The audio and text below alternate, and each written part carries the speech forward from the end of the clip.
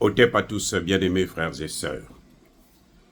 Ce jeudi, le président Tshisekedi s'est rendu en Allemagne pour une réunion sur la sécurité mondiale. Un sujet très important, hein? Très important, trop important même. Bon, je me pose la question de savoir, mais est-ce que vraiment Tshisekedi est conscient que ceux qui sont à l'origine de la guerre dans l'est du Kivu, ce sont les Occidentaux, y compris l'Allemagne. Les amis, est-ce que le président Tshisekedi sait que l'Allemagne fait partie des pays qui sont à l'origine de la crise, de cette guerre à l'est du Congo, qui a déjà fait 18 millions de personnes. Ce matin, ce jeudi 13 février 2025, un jeune chanteur de Goma qui a chanté une chanson pour pleurer ses parents que nous avons reçus, les Rwandais ici, ils sont venus avec des armes et maintenant, ils nous tuent.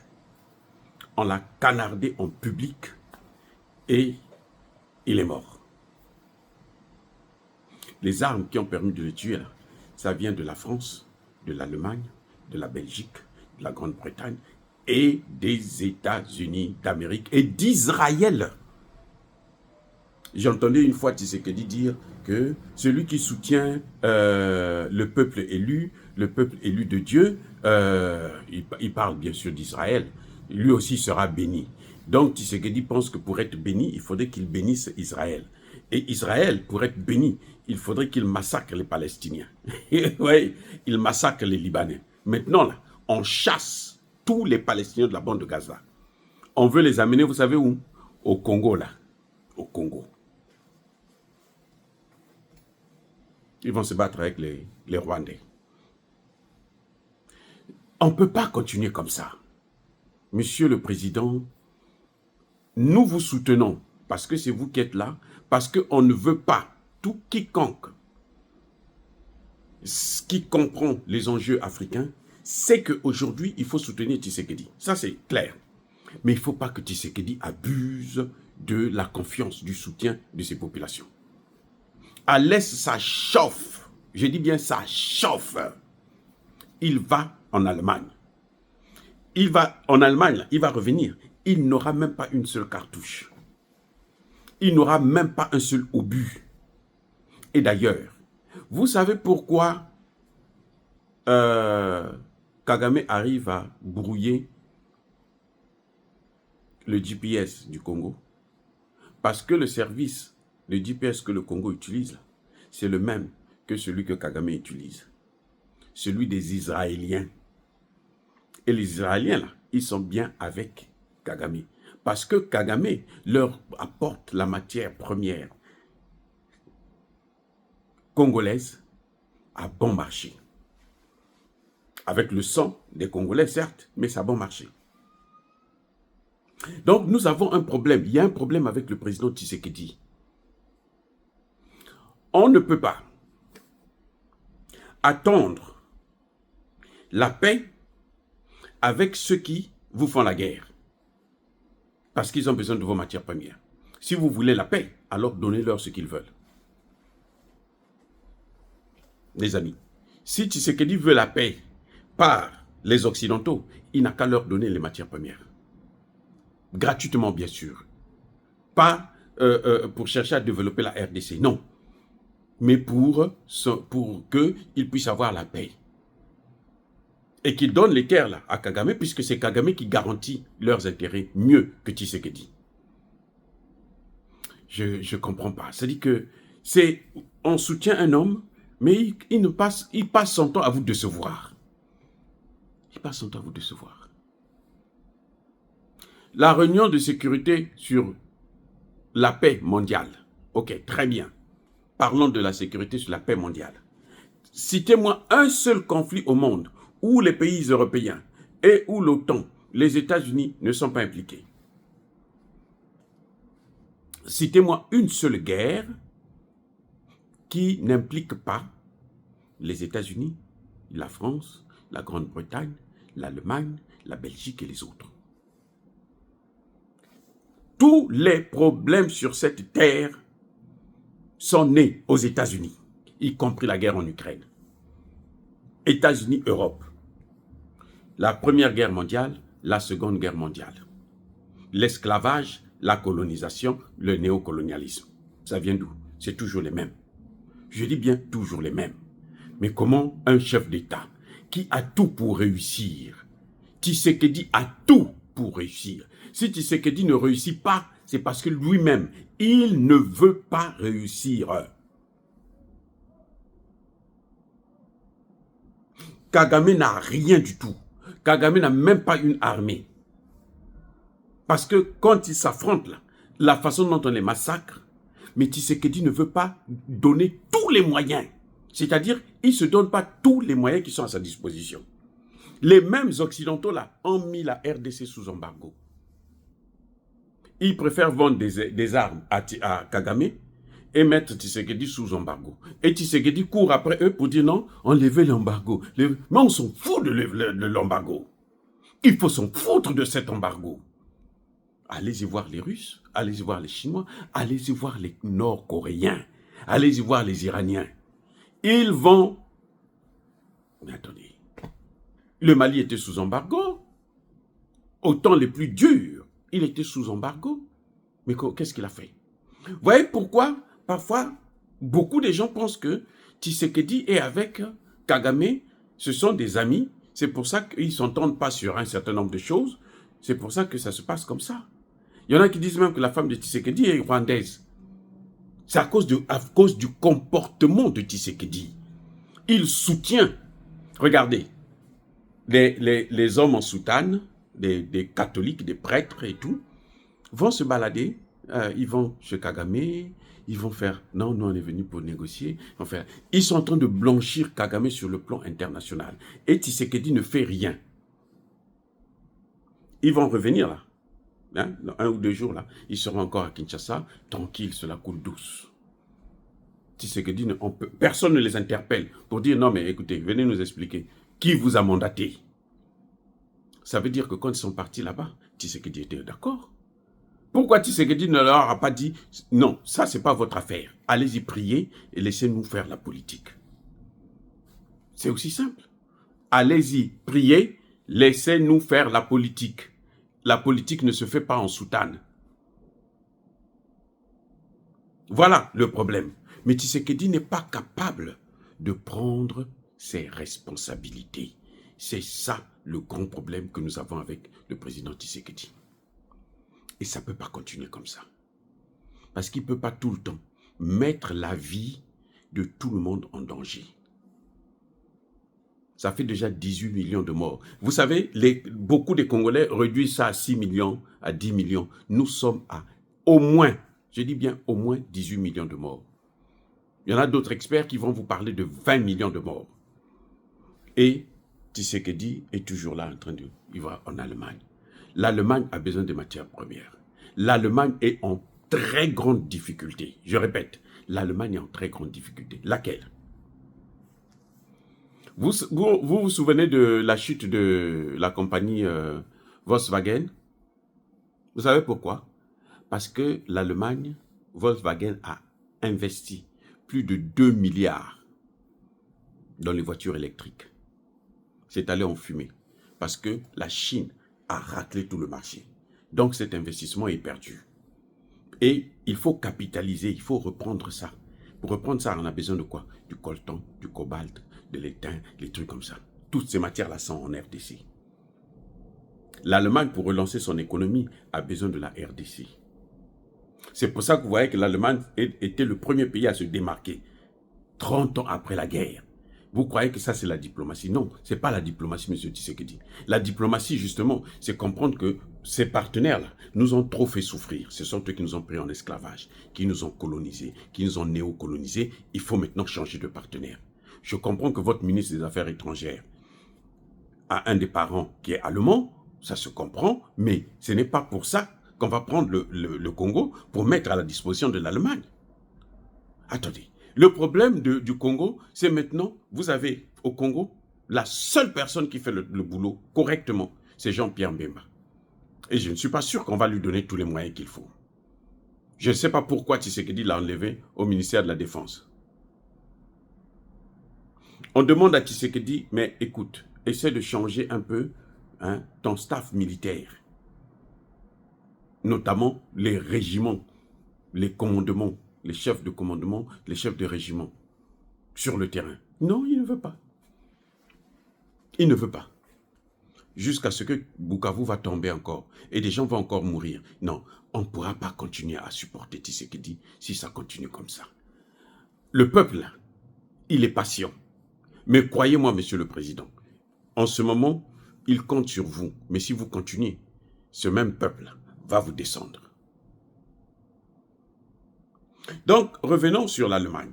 L'Allemagne a besoin de matières premières pour relancer son économie. Elle a perdu l'énergie. L'énergie coûte maintenant très cher. C'est ça qui est l'une des causes. Mais il y a aussi un problème de matières premières. Il faut donc capitaliser sur les matières premières. Si on peut avoir les matières premières gratuites en RDC, à bon prix, bon marché, alors ça va nous aider.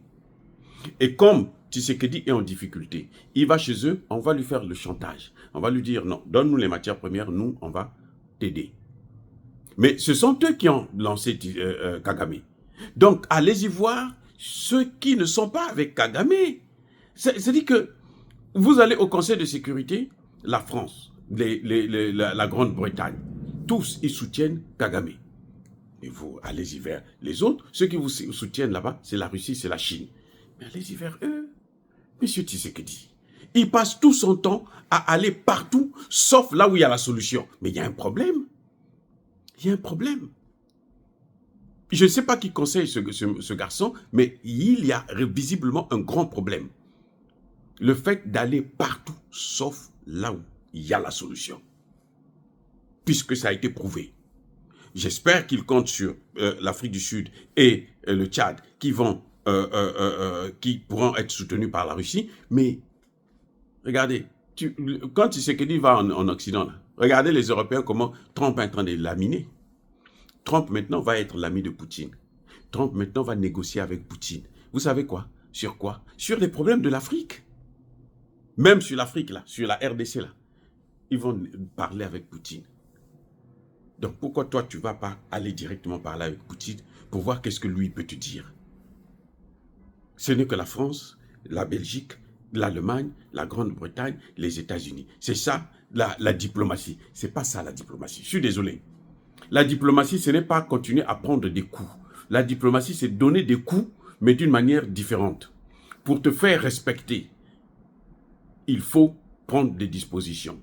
Vous savez, l'Union africaine et les Africains, quand ils ont commencé, après la chute du mur de Berlin, les Européens avaient abandonné l'Afrique. Vous savez ce que les Africains, les pays africains ont fait? Ils sont allés voir la Chine. C'est ce qui a lancé la Chine. C'est ce qui a fait que la Chine vienne investir. Aujourd'hui, la Chine est le premier investisseur en Afrique. Le premier investisseur. La Chine a dépassé de loin les États-Unis. Je dis bien de loin. Les États-Unis investissent dans les bases militaires pour faire des guerres, pour organiser des révolutions de couleur. Voilà ce qu'ils savent faire. Ce système-là, les seuls qui sont capables de parer ça, ce sont les Chinois et les Russes. Même les Indiens ne peuvent pas arrêter ça. Ce sont les Chinois et les Russes seulement. Pourquoi tu ne vas pas chercher la solution là-bas? Pourquoi tu continues toujours? La conférence de paix mondiale, ça apporte quoi? Ça apporte quoi la RDC? Ça apporte quoi? Même les sanctions qu'ils sont en train de voir, de suspendre là avec les petites sanctions ou les trucs là qu'ils sont en train de faire avec Kagame pour arrêter de financer ou les aides et autres là. Mais c'est rien. C'est rien devant le fait, parce que ça perd du temps. Et les gens continuent à mourir. Alors que les Russes vont vous donner tout l'équipement. Vous partez voir Israël, vous voyez ce qu'Israël est en train de faire en Palestine. Et vous avez soutenu Israël.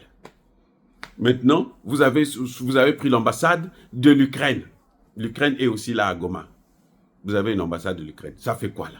Ça, c'est vous appelez ça la diplomatie. Mais ce sont eux. Le Qatar, là, vous êtes parti ouvrir votre ambassade. Le Qatar, c'est le premier investisseur financier du Rwanda. Mais M. Tshisekedi, il y a un problème. Pourquoi vous courez après le Rwanda? Qu'est-ce que vous avez avec? Dites-nous maintenant la réalité, ce que vous avez comme contrat avec Kagame. Vous ne faites qu'aller vers là où lui il va. Lui, il va de ce côté. Allez de l'autre côté. À l'époque, il n'y avait pas d'alternative. Vous comprenez? C'est vrai que si vous le faites, ils vont même chercher à vous tuer. Mais s'ils peuvent vous tuer, là, ils vont vous tuer où? S'ils peuvent vous tuer aujourd'hui, ils vont vous tuer. Même si vous partez leur donner tout. Ces gens-là, Mobutu leur avait tout donné, M. Tshisekedi. Mobutu avait tout donné aux Occidentaux. Mais ce sont les Occidentaux qui l'ont enlevé du pouvoir. Kagame est en train de se sacrifier pour eux là. Ce sont eux qui vont l'enlever aussi. Quand ils verront que toi, tu as eu maintenant des piliers solides avec toi qui peuvent maintenant faire la guerre, ils vont arrêter. Vous voyez comment on a lâché Zelensky? On dit maintenant qu'on n'avait jamais promis à Zelensky de rentrer dans l'OTAN. C'est un problème. Monsieur Tshisekedi, en tout cas, prenez vos responsabilités parce que ça ne peut pas continuer. Vous partez toujours vers ceux qui sont à l'origine de toute cette situation. Ça veut dire que l'Allemagne, les pays européens là, que vous partez solliciter là, quand ils prennent des sanctions contre Kagame, quand ils cherchent à rompre les relations avec Kagame pour vous soutenir là, ça veut dire qu'ils ne vont jamais réparer ce qu'ils ont causé comme dégâts. Mais les 18 millions là, qui va payer ça? Vous avez de l'argent pour payer les parents des victimes? Les soldats là qui sont en train de mourir, vous avez de l'argent pour leur payer? Vous n'êtes même pas capable de leur donner la moitié du salaire que gagne un député. C'est un problème, M. Tshisekedi. Ils doivent payer ce qu'ils sont en train de faire. Pour qu'ils arrêtent de faire ça, il faut leur faire payer ce qu'ils sont en train de faire. Et la façon de leur faire payer, c'est de ne plus leur donner des contrats. Ne plus leur donner, aller donner des contrats. Mais tous les pays du monde ont besoin de ces contrats. Je dis bien, l'Indonésie, la Malaisie, les Philippines, l'Iran, ils ont besoin de ces contrats. Pourquoi vous focalisez seulement sur ceux qui nous ont pris en esclavage, nous ont colonisés, néocolonisés, et maintenant ils veulent nous balkaniser carrément. C'est même pire que la balkanisation, parce que la RDC, là, ils ne vont pas en faire 1 ou 2 États, hein. Ils vont faire au moins 26 États, chaque province un État. C'est ça qu'ils veulent faire. Donc, ça suffit de nous humilier. Nous vous soutenons, mais vous ne pouvez pas passer votre temps à nous décourager. Les Africains, les Congolais vous demandent d'aller vers la Russie, de rompre les relations avec ces pays-là. Sur le plan diplomatique, on sait que c'est pas évident. Mais au moins, évitez d'aller tout le temps. La situation est grave sur le terrain, vous partez les voir. Vous êtes parti voir le Tchadien, non? Qu'est-ce qu'il a dit? Il va envoyer 6 000 hommes. Vous êtes parti voir l'Afrique du Sud. Qu'est-ce qu'ils ont dit? Ils vont renvoyer les renforts. Vous êtes parti voir le Burundi. Qu'est-ce qu'ils ont dit? Ils ont envoyé des hommes. Plus de 12 000 hommes. Vous partez en Allemagne. Là. Je veux voir combien d'hommes vous allez ramener de l'Allemagne. Combien d'hommes pourront quitter l'Allemagne pour venir faire la guerre avec vous? D'ailleurs, si vous les amenez là, ils vont vous trahir. Mais vous êtes parti prendre les Roumains. Non? Qu'est-ce qu'ils ont fait? Ce sont les premiers à se rendre aux Nations Unies. Ce sont les premiers à traverser pour aller au Rwanda et puis on les a même humiliés. Ce sont les premiers. Ils sont venus combattre? Non. Votre problème, là, la solution est africaine. Ce sont les pays africains qui doivent prendre leurs responsabilités. Et vous en êtes un des pays africains. Vous devez prendre aussi vos responsabilités. Arrêtez d'aller voir ces gens, ces imbéciles qui ont foutu la RDC dans ce chaos. Ils ne pourront jamais vous donner la solution. Tout ce que vous voyez là, non, sanctions, machin, tout ça. Kagame est en train de foncer actuellement. Il est avec les Ougandais, il est avec les Kenyans. S'il arrive à prendre le nord là, vous allez voir les mêmes Européens que vous êtes partis voir là.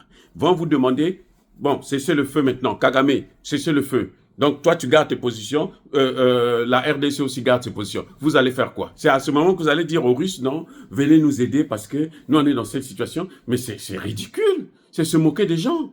Arrêtez de faire ça. arrêtez de faire ça. Voilà, bien-aimés frères et sœurs, soyez bénis, abondamment bénis par le Dieu des Kémites et par nos ancêtres évangélisés, mais que tous ceux qui persécutent le continent africain, le pillent et le déstabilisent, qu'ils soient noirs, blancs, chinois, arabes, juifs, indiens ou qui qu'ils soient punis, maudits, foudroyés, neutralisés, écrasés, effacés par le Dieu des Kémites et par nos ancêtres évangélisés. Vive l'Afrique éternelle, j'ai dit et j'assume.